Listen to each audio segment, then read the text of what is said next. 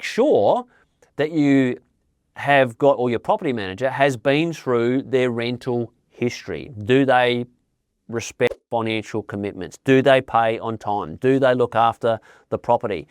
Do your best to have confidence in the relationship amongst your tenants.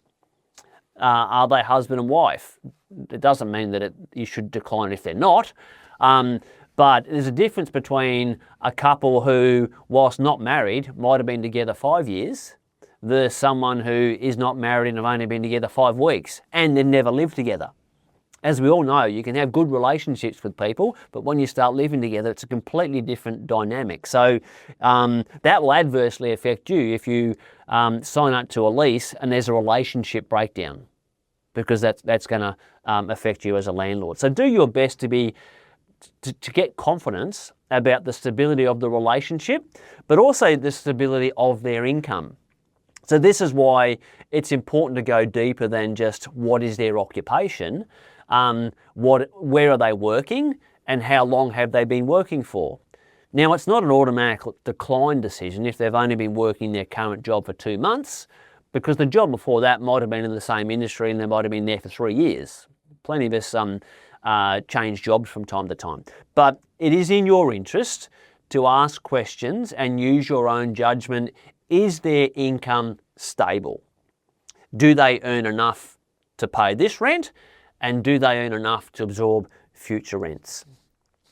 How much rent do you ask? There's a few things that I draw on there to evaluate what I feel the market might be prepared to pay for my property. Vacancy rate is the first thing I refer to. So generally speaking, a vacancy rate of 2 to 2.5% is equilibrium. So what I mean by that, there's a sufficient volume of properties available for tenants when they're looking to move around, but it's not a dominant situation where there's a lot of competition that forces the price up. So equilibrium is sort of 2 to 2.5%. No matter where you invest in Australia, you will have periods when the vacancy rate exceeds that 2 to 2.5%. So be mindful of that when you're in those in an environment like that. Don't be foolish and try to be, forcing a 20-30% rental increase. You can ask for it, but it's probably just going to sit empty for a couple of months. And 100% of nothing is nothing. 80% of something is a much better decision. So, what is the vacancy rate? If the vacancy rate's 1 to 1.5%, that's a tight market. What that means is there's not much rental stock available for tenants. But don't just rely on the vacancy rate alone. This exercise should take you no more than 5 or 10 minutes, but just jump onto one of the real estate portals, realestate.com, for example, type in their search engine, the suburb that you're in, click the box, house, click the other box, 3 bedrooms, 4 bedrooms, whatever dimensions your property's got, press submit, and it'll show you what your competition is. So what I would be doing is comparing the quality and the size of the properties that are on the market now and how that compares to yours.